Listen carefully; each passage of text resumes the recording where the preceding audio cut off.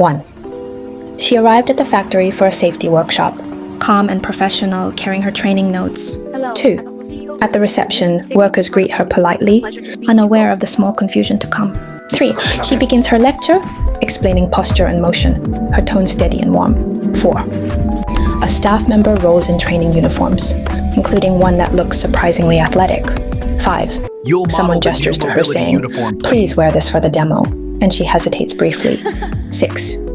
In the break room, she studies the Navy gymnastics Leotard, unsure yet respectful of the request. 7. Before the mirror, she takes a slow breath and prepares herself.